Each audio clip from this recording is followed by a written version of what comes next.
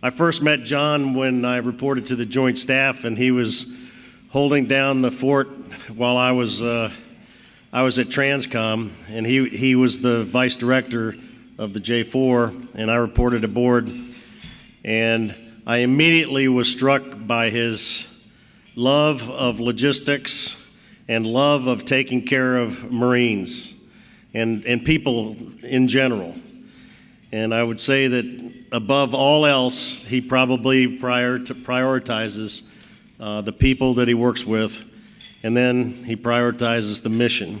And he takes the mission very, very seriously. And when he went to be the deputy commander at TRANSCOM, I was very, very, very happy, because nobody deserves to be exposed to that journey more than John does. And he really has a passion for what he does. Only rivaled by Steve Farman, I think. Steve is much the same way. But John is a personal friend. His wife Karen and I and my wife have spent a lot of time together. But more than anything, I know that I can always call on John to do some heavy lifting. And so I called him to try to come today, and he immediately always says yes. And I really do appreciate that. And it sets the tone for a lot of things when he does that. So being a good Navy guy, I'll take his speech down to the table with me, and he'll get up here and not have the speech. But ladies and gentlemen, my friend, and we're very honored to have you, John, and let's give John a welcome.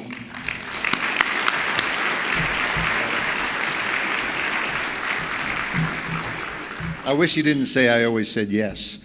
I'll always say yes to you, but there are guys in this room that I do not always say yes to. So it's and y'all know who you are. So,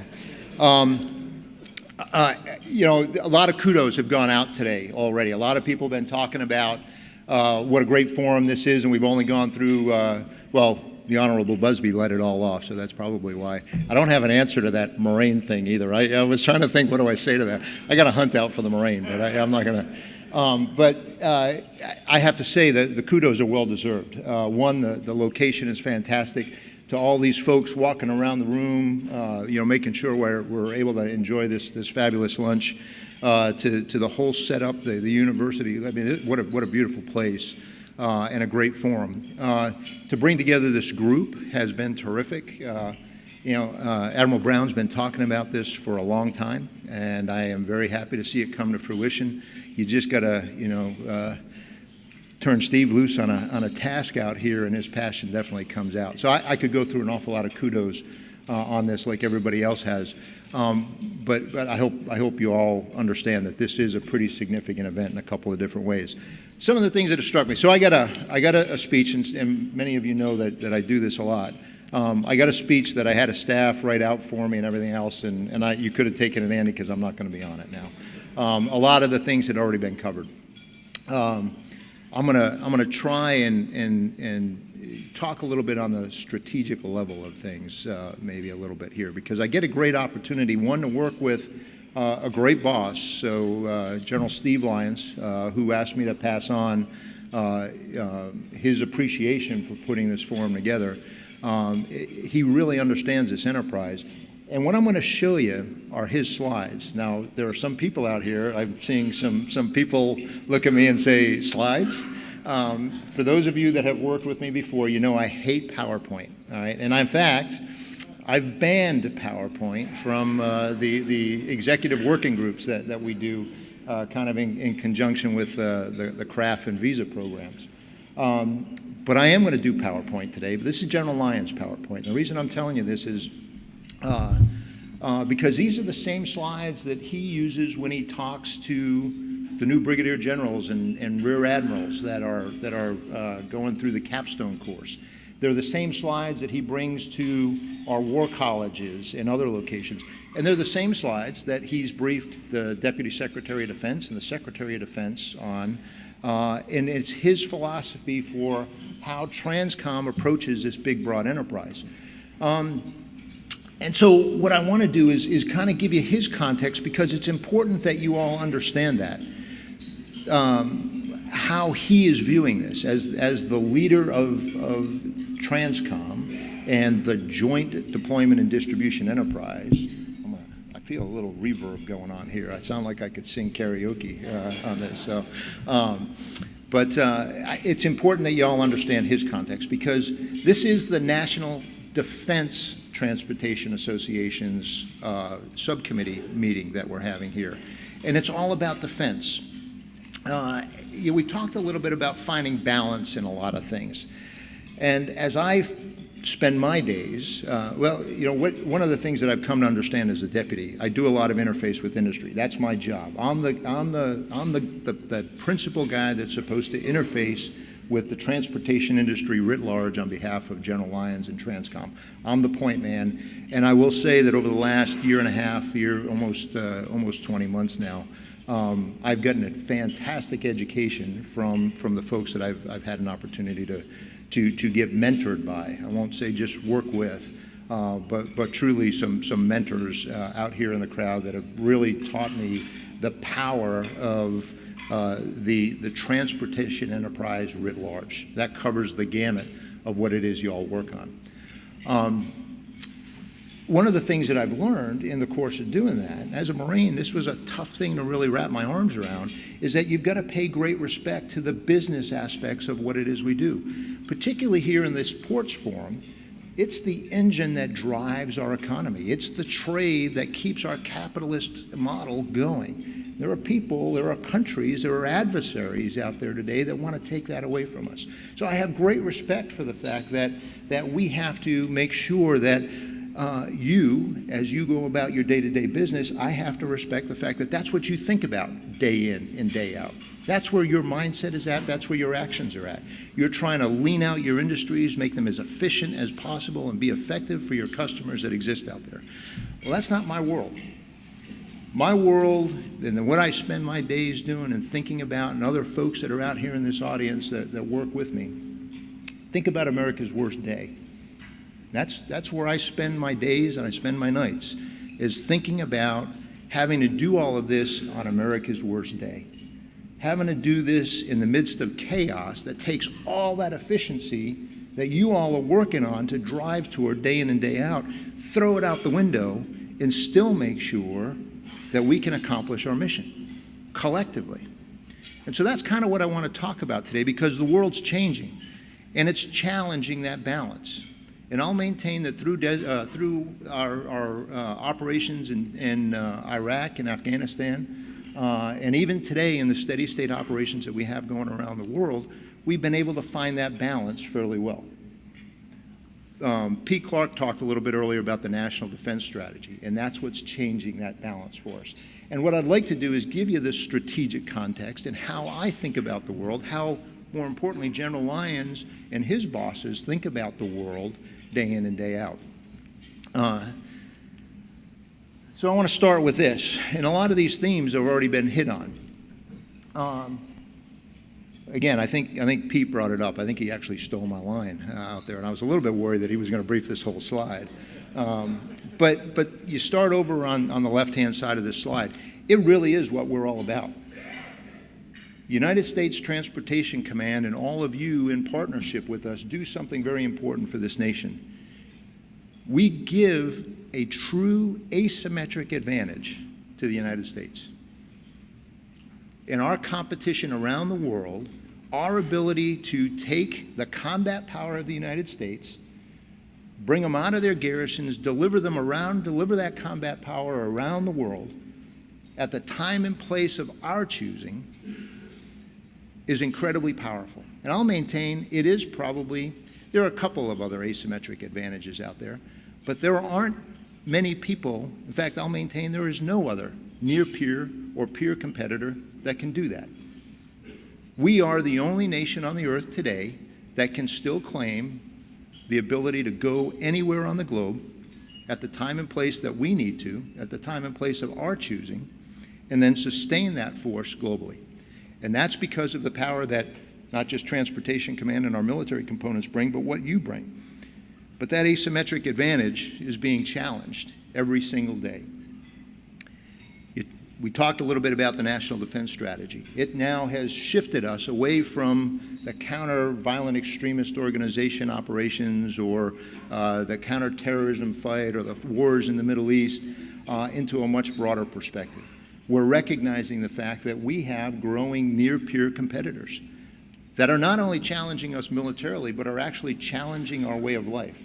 And important to you as leaders in industry, they're challenging the model by which you conduct your operations day in and day out. And so as I think about that worst day, it actually challenges, it's a direct challenge to what it is that you do. And that's that center slide. And that's where we need to be, because this is where we're getting challenged. The world is changing in some very fundamental ways. These adversaries are bringing capabilities, and they're finding and exploiting those weaknesses. Those efficiencies that we find and that we drive toward in business become attack vectors for adversaries that want to exploit the lack of resiliency that sometimes comes with that.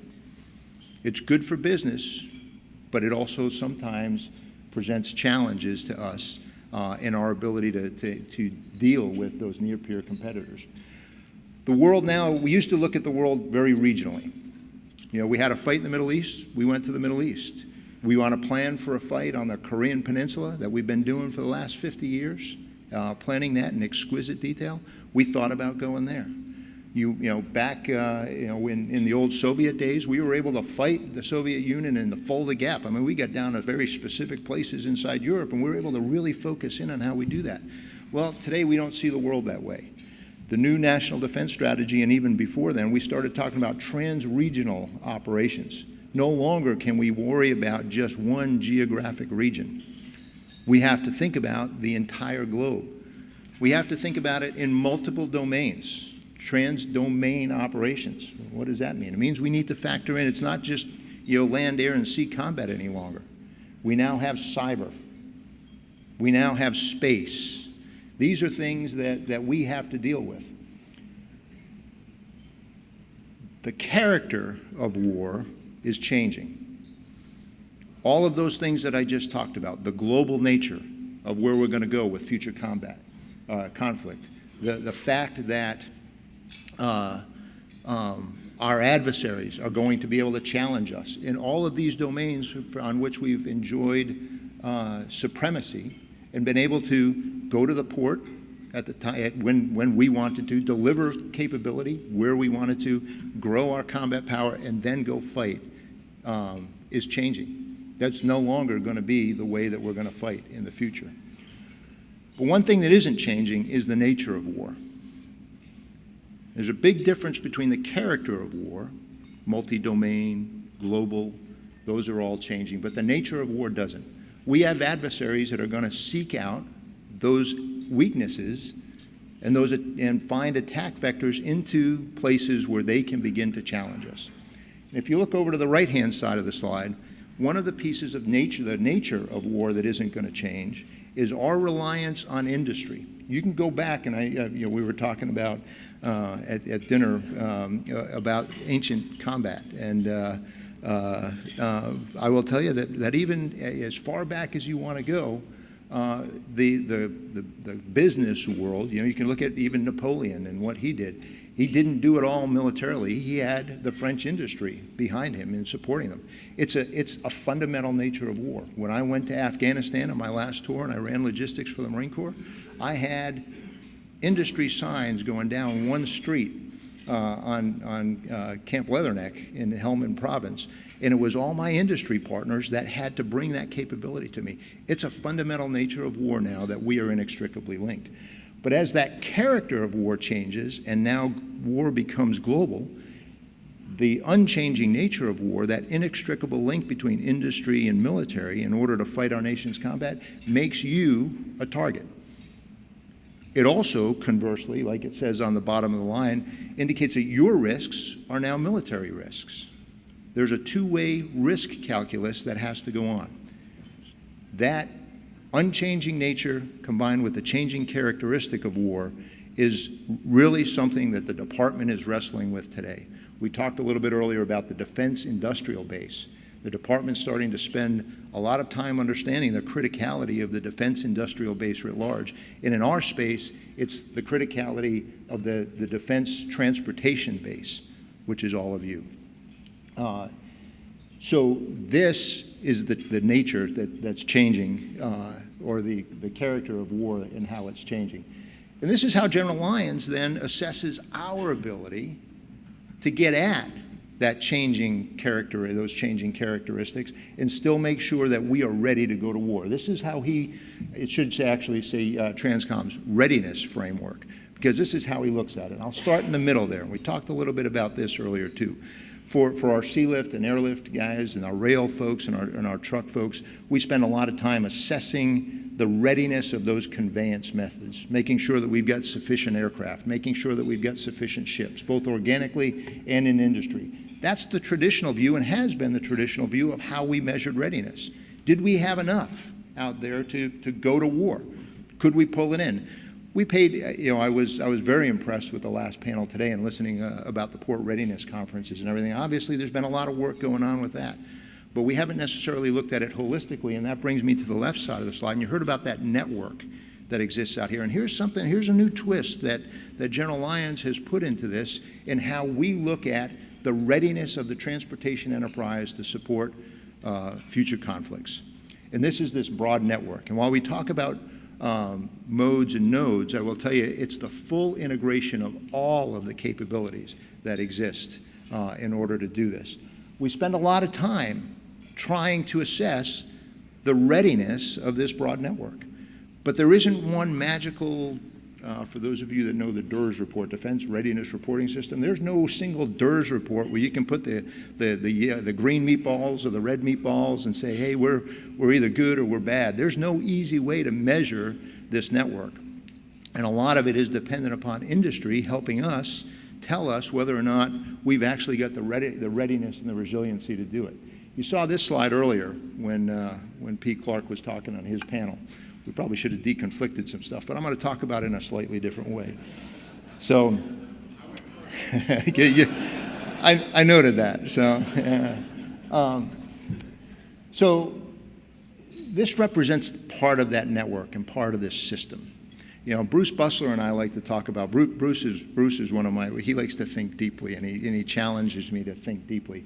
We like to talk about changing from strategic movement to strategic maneuver.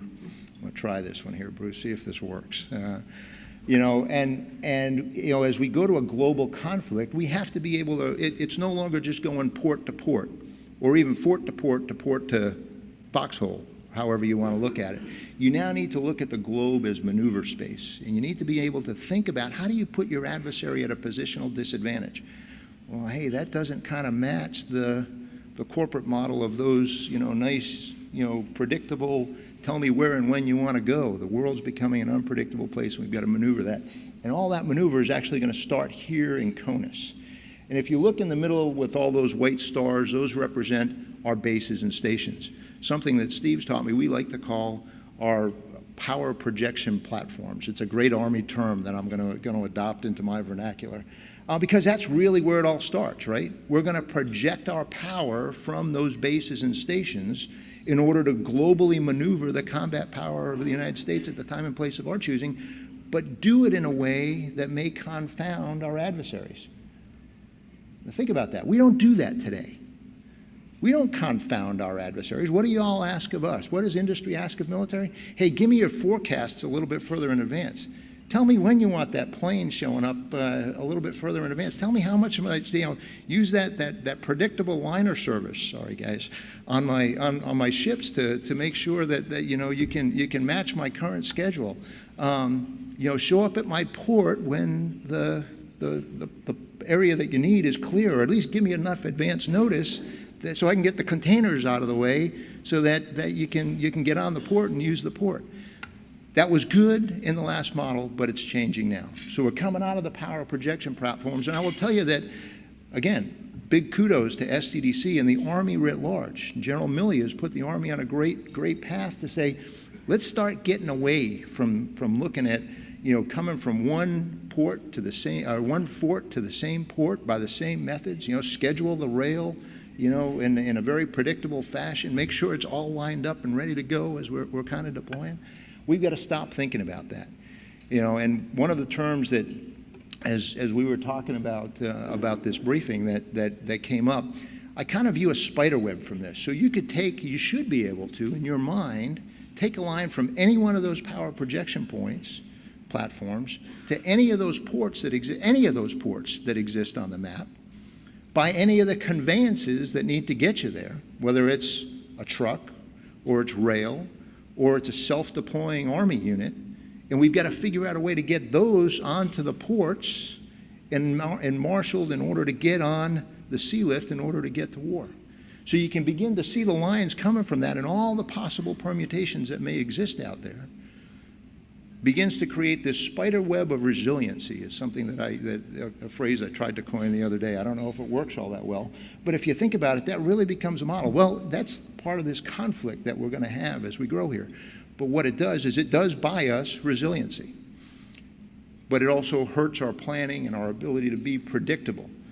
But hey, that also starts to confound the enemy. May confuse us a little bit, but we've got to learn to deal inside that chaos. But what it will do is create uncertainty on the part of our adversaries. And that strategic maneuver, not movement, maneuver, being able to be unpredictable in how you're moving and moving to where the enemy isn't, becomes very critical. So as you see all of these ports that we've got lined up, we've got plenty of capacity out there. About 150% of our known capacity off of each coast. And then when you begin to combine both coasts in an unpredictable way to be able to globally deploy, it provides great capacity. I think Alaska is the only place right now where we're still a little bit confounded by a single port and a single way of kind of getting out of Alaska. But if we look at this in this broad network, getting back to General Lyons, how do we measure that readiness? How do we exploit that? It starts to get at a new way of thinking about it. But it's different than many of the things that we've talked about before. And it's difficult for us to all lay our hands around. Not the least of which is when you have to get at that third element of readiness over on the right-hand side of that slide, and that's global command and control. This is the thing that wraps all of that together. What I just talked about briefs real well, this spider web of resiliency. If I want to think about coming off of any power projection platform to any port by any conveyance, that's easy. It's easy to say. It'll probably be easy to even draw on a map, but it's really, really hard to try and command and control that, to make sure that we're not confounding ourselves, but we're creating uncertainty for our adversaries. As we do that, General Lyons will tell you that his critical capability is the ability to command and control that, because it extends beyond just CONUS, right? We have to do it globally. We have to be able to command and control that maneuvering force, that very big, broad maneuvering force that's no longer being predictable in point to point, but rather maneuvering in the face of the enemy to go where the enemy's strengths are not in order to put our adversaries at a positional disadvantage. You have to be able to have an element of command and control that's critical. Well, cyber mission assurance is at the heart of that. And I will tell you that if you were to ask me where I spend most of my time outside of working with industry, it's in this area right here. I didn't know much about cyber when I came to TRANSCOM. I know a little bit more, a lot a bit more, but it's only a little bit of what I really need to know.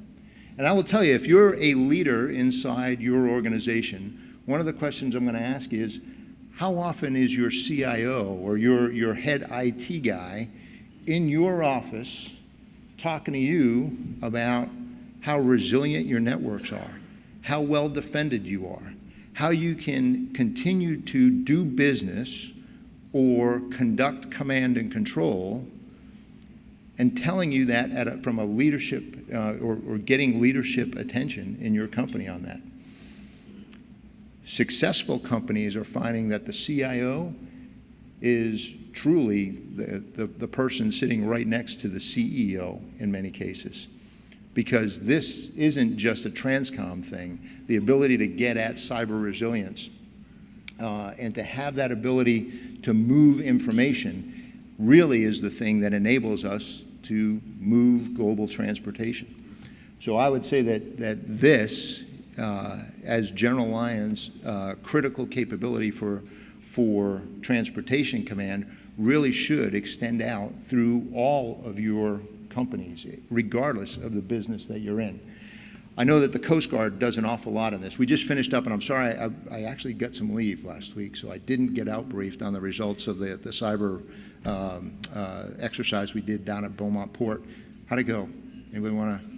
It went well? Okay, good. You know, I got some glimmers that it was good, but one of the things that we learned was there's an awful lot of people involved in this. So there's an awful lot of people that exist on your ports or inside your companies that probably have things that you don't even know are critical to your ability to command and control your own operations. There are probably people in your server rooms and all the rest that you're really not even sure of. I'll tell you, I'll put the Marine Corps on the dot. You know, on our bases and stations, we run server rooms. Well, you know what? McDonald's also operates on our bases and stations. One of the things that we found out was McDonald's had to set up their own gateway in through our server rooms because it was the one connectivity point into our bases and stations. We had no control over it, but they're there and they're accessing our networks. I would maintain for any big facility, you probably got the same thing. Many of you are probably well schooled in ICS and SCADA kind of capabilities, those things that run your critical systems, your cranes and other critical systems on your ports. You've really got to have an understanding of how well protected those are, and they become very diverse. You've got folks working on your ports that also have connectivity requirements that are probably feeding you information. And I will tell you, when I came into Transcom, that is where we were most concerned, that our partners, all of you, our transportation service providers across industry, were providing us data that we weren't sure if we could really trust and understand, or potentially presenting an attack vector into our networks and our systems. That concern still exists, and we put a lot of focus on doing that. But General Lyons has kind of shifted off that a little bit. His focus is on making sure that the DoD network is firmly capable of doing this. And we're relying on industry to be as good as you can be. We had some conversations earlier about NIST standards. And I will tell you, if there's any question about how good NIST standards are, I'm a firm believer that they're barely the floor. That was somebody asked that question earlier today. Should the NIST standards be considered good enough? No way. If NIST is the benchmark and the ultimate benchmark toward what you're doing, all that cyber hygiene effort that's out there, you're going to get your butt kicked when we get into it. Because remember back on that first slide that I talked about, by your association with us, you are now a very different kind of target. It's no longer about some people messing with your financial data or trying to pull some business data off of your systems. When we go to war, this difference between how we look at things presents an attack vector that's going to get exploited by our adversaries. And it's not just our high-end adversaries either. There are folks in countries that you would be amazed at that have capabilities of attacking your networks, our networks collectively, and it goes way beyond just the Russians and the Chinese. We have to create a defense in depth for our IT networks. We focus an awful lot internally on the DoD information network, but if this ability to command and control globally is truly the critical capability that Transcom is going to use to deploy our forces to deliver that combat capability anywhere on the globe, the need for industry to be as adept in cyber defense and have an understanding on the resiliency of your networks is as critical a capability as our own internal networks are. I want to save some time for questions. I don't know where we're at on this. I really do hope you'll ask some questions. It's an opportunity to kind of, and I'll invite any of the panelists, if you have questions from them, to answer some questions from earlier today. But I wanted to, these are not questions. These are not just slides that we ginned up to come and talk to this committee or anything else. This is really where the department's leadership is focused. This is truly, these are his slides, where General Lyons is focused on how the organization from a very big perspective is focusing on where we are. And there is a gulf in the conversation sometimes that exists out there. Neither one of us are exactly correct.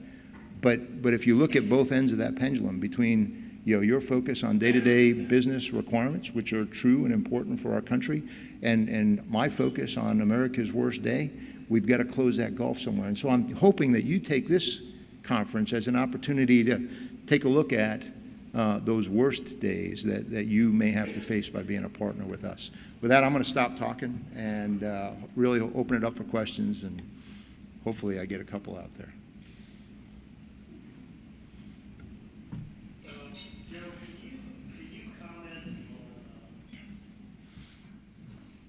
on, sorry. Can you comment, please, on where the military is going in terms of what General Dunford wants, which is to show up ready? So we've been talking about loading up, going, and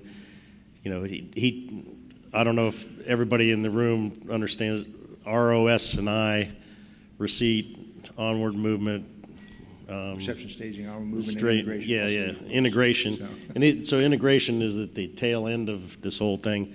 And General Dunford's like looking at me as the logistician going, I want integration to happen throughout, and I want people to show up ready to fight, Yep. which is kind of like the Marine Corps does. But is there any work going on to take that concept further down the road?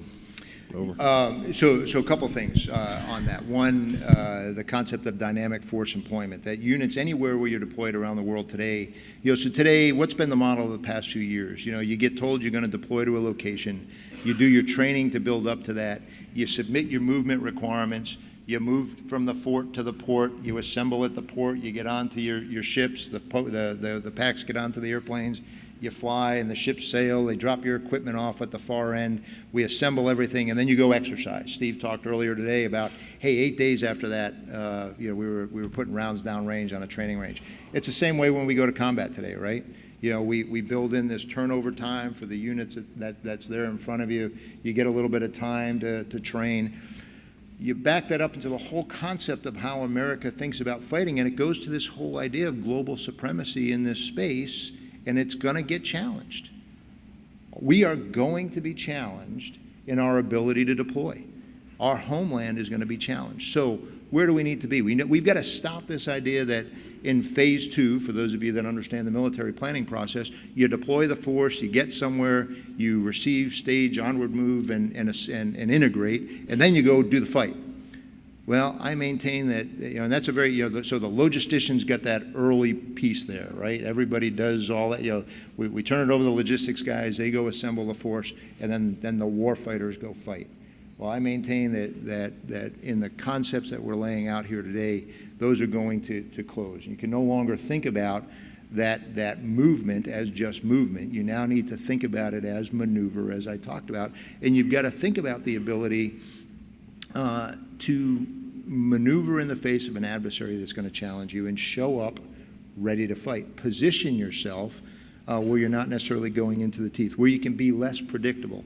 So although I don't think that's necessarily stated in our concepts yet, that's certainly the trend of where we're going, particularly as we see the homeland get threatened more and more, because we're not even going to be able to necessarily get to the ports unimpeded today. So. Sir. Bob. I don't know if I need a microphone. So, General, I think on behalf of everybody in industry, we really appreciate the fact that TRANSCOM and the Department of Defense is looking at industry as the fourth component. But to the point, as private industry, one of the main themes here was commercial viability and ability to conduct our everyday business. Reliance on predictability and pre-planning is critical to creating an efficient, effective, and a cost-effective environment. Right. So if we're shifting away from predictability and pre-planning, how is DOD going to embrace the costs associated with less efficiency that comes with those types of ventures. Yeah, so this is where I wrestle every single day, because in our conversations, the day-to-day business that I still have to do, that we still have to do in TRANSCOM, as I present TRANSCOM's capabilities to you and you provide your abilities and requirements back to me, I find myself trying to find efficiencies out there. We've had broad conversations about utilizing industry's networks that exist out there rather than creating our own military networks. You all already have them. Many sectors of industry already have partnerships that allow us to deliver capability globally through how industry does business day in and day out. So we find ourselves in that dichotomy, because I still have to be a prudent, we all still have to be prudent stewards of the taxpayers' dollars. We've got to find efficiencies and be effective during peacetime. So that's not going to change. But that model is not going to work when you have an adversary that can completely disrupt that leaned out,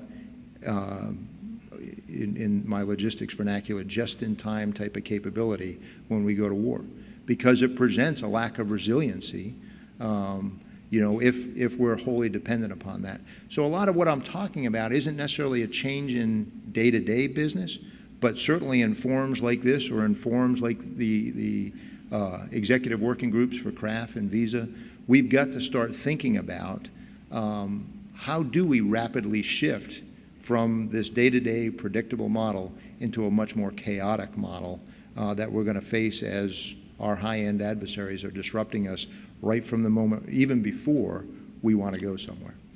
So, yeah, it's a hard wrestling match that we've got to do. But I know if we don't start thinking about and talking about how do we deal in chaos, and if it's always all about business efficiencies, then we're not doing the planning that's prudent for our national defense. So. Sir. Yes, General Scott Bates. I'm Coast Guard District 13. Our adversaries are using cyber in a very offensive way. I just want to get your thoughts on: are we? Is that a part of the discussion with us? Are we moving in that direction? And how do you see that role? Yeah. So our adversaries are using cyber in very, very different, robust ways. Somebody again earlier today said we're already at war in the cyber domain, and we really are. When I look internal to DoD, it's very simple. Our authorities, our abilities are very clear-cut. Our capabilities are tremendous. U.S. Cyber Command can provide protection of the DoD network and have insight into the DoD network in fabulous ways. The problem is that there is a gulf that exists between the DoD information network and industry. And I'm not talking just in terms of the network connectivity. I'm talking in terms of authorities to be able to see and respond to where our adversaries are attacking. So this is one of the conundrums that we face with integrating the fourth component in. DoD has no authority domestically or with our industry partners. Now, interestingly, as Coast Guard, DHS does. The authorities that the Coast Guard in particular, or the FBI have, really are different and transcend what TRANSCOM or Cyber Command has on the DoD side. And we're finding an awful lot of partnerships throughout the interagency to help the fourth component be able to more closely match the DoD information network. So we spend a lot of time working in the interagency, particularly with the Coast Guard and the ports. Again, what we just did down in Beaumont, I think, was a great example of interagency coordination and cooperation, where DHS really helped TRANSCOM think through a much broader problem set than we would necessarily have to think through day in and day out. And the capabilities that the Coast Guard and others bring are going to be critical to our operation. So this idea of the fourth component just being industry may not be really adequate, because it really is, in this space, a true interagency, intergovernment agency effort as we try and partner with industry as well. So, did that get at your question? Okay, good. Andy's here to kick me off. So. Don't go in. Ladies and gentlemen, how about a round of applause for the General? Good, good.